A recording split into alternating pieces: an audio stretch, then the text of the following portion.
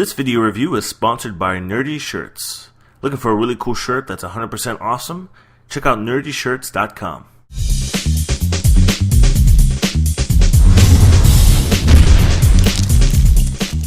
Hey guys, what's up? It's me, Omar from BuyMeAnIPhone.com. Today I have another cool iPad 2 case to show you guys.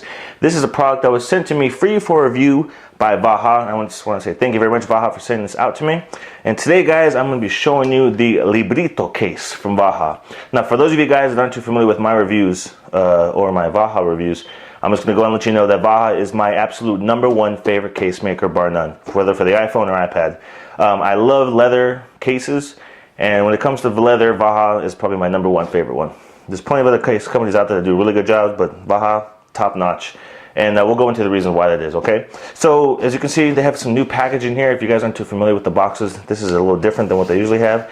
Got a little rainbow action style here. I'm not going to go into that, but as you can see here, this has got a little kind of smashed. I messed it up. I wasn't being too careful with it.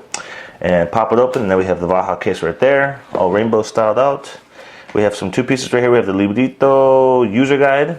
Kind of shows you how you get your iPhone or your iPad into there, different angles and things you can do with it, proper ways to hold your iPad, all sorts of stuff like that. And then we have the Vaja catalog with a bunch of other different products that they offer. And like I said, their stuff is top notch, highest quality, bar none. Of course, the trade-off to that is it is quite expensive. So let's go ahead and start off with that, okay? The price of this case retails for $160, 160. And this is handmade, and it takes about 20 days to have them hand make this for you. Now, the cool thing about Vaja, and my favorite thing about Vaja is it's totally customizable. So some of their cases have a couple of other different areas that you can customize. Some of their other cases are not so much customizable. For this one right here, the only two things you can customize is the outer shell right here, this outer leather, which, oh, smells divine. It's pure Argentinian leather, and it's top notch, like the best quality leather I've seen in a lot of cases. I love it.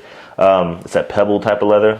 I know a lot of people like that vintage kind of softer leather, but this is my favorite. So you can choose a color for the outer edge here, and there's probably about 20 different colors to choose from. I'll give you guys a snapshot of the website. So you can see the different choices there, and you can pick a different color for the inside. You can either choose a charcoal gray or a black. So as you can see here, I have the black. Okay, really nice, soft felt interior, and you can just tell this case was made by hand. It's too perfect. There's the cuts, the line, the way the leather lines up. It's just like immaculate. And so Vaja does top-notch work when it comes to any of their cases, whether for the iPhone, the iPad. They make cases for a few different products there. So let's go ahead and pop in the iPad, into this case, and let's show you how it looks with that in there. Here's one of the issues I did have it with, though. It is kind of tough to get your iPad in there, which is kind of a good thing because it's not going to accidentally fall out. But initially, when I tried to put it in there, it takes a little bit of work to kind of get it to snap in. Just gotta work a little bit, not too rough, because you don't want to accidentally crack the screen or anything on your iPad. Work it around.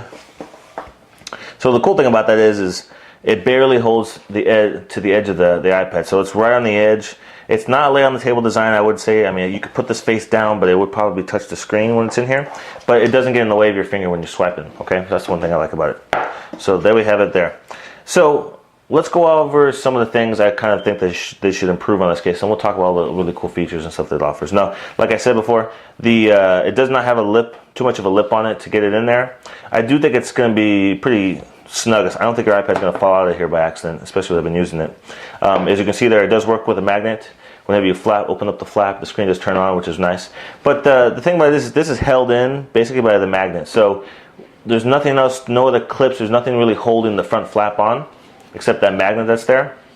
So if you were to say, hold it upside down, eventually the flap comes off, okay? So not a huge deal, but you know, when you're walking around with this and it's moving around and stuff, the flap can kind of open up a little bit easier, at least more so than most cases. There you go, see, and eventually, see if I do that again. Yeah, see, so when you hold it upside down, the flap is so heavy that it just pops open by itself. Okay, so that's one thing I would kind of wish they would change about that. And if it doesn't line up perfectly, then the screen, as you can see, the screen's not even it's not going along with the magnet. Let me try that one more time. Nope, see? So the magnet is not lining up perfectly with that screen. I never noticed that before. Oh, there it goes. Okay. Well, so not 100% of the time it's going to be working. So that's probably the biggest issues I would say that I would like to see improved on this. Maybe a better latching system. Maybe something like they do have another case. I think it's called the Agenda that actually has like a leather strap that you can put to the front of this and it keeps it closed. I kind of like to see that applied to this one as well. It does have the magnet, but like I said, if you hold it upside down, the flap is going to open up. So not really severe issues, but just some things I think that can be tweaked on this. Okay. So when the case is on the iPad. Everything is really accessible. One thing to keep in mind though, that corner is totally exposed. So if you drop your iPad while it's in this case and it hits that corner right there, it will do some damage to that corner. That's probably the only corner that's really exposed like that. All the other corners are protected and being blocked off. So you can see the bottom here, we got 30-pin connector. It's not being, there's nothing blocking that off or being in the way of that. It curves back up so the speaker is nice and accessible. You can hear all the good quality sound coming out of that. Get to the side here, the whole corner is being exposed, so we have our silence up and down switch, our volume switch, I'm sorry. We have our other side switch here, which you can use for the rotator lock or the mute, I guess whichever you prefer. And we have our camera here. Camera is not being blocked off in any way. We have our standby switch, which is also being exposed there. So when you open up the flap, when you look at that, the whole top section of the case is being exposed there. You can see that? So there's nothing, so if the flap is off, it's even more so not being covered up. So this is a pretty streamlined case for the most part whenever it's being opened up like this. So when you get it to the open, the home buttons, no issues there. There's, like I showed you guys before, there's a slight lip on it, but not enough of a lip to where I would feel comfortable laying this face down while it's open like this. And so then, like most cases, it has this little latch in the back right here, a leather piece of latch, and for that you could just basically slip it into there.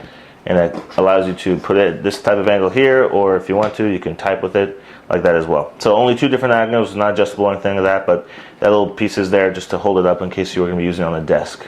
Okay. So like I said, guys, the quality of the case is top notch, high quality. Retails for $160. Definitely not a cheap case by any means. There are a few things I think that could be, adjusted about or tweaked slightly, specifically with the flap. But overall, guys, a really cool, nice quality case. And like I said, you can pick tons of different colors. So if brown is not your thing, you want blue, you want orange. They have all sorts of colors that you wouldn't even think of that you can put on this case. So really cool products. You guys can check out this product at vajacases.com. You can see the other products that they offer there for the iPhone, for the iPad, the first original iPad, and this iPad 2 right here. So guys, that's it for me today. Please post a comment below if you yourself own this product. I'd love to hear what you have to say. What other issues have you been having with it? Have you enjoyed using the Libretto case from Vaja? Post a comment below and tell us what you think, guys. If you guys want to follow me on Twitter, you can follow me at Omar Correa, and you can follow Buy Me an iPhone at Buy Me an iPhone. I'll see you guys in the next video review. See you until next time.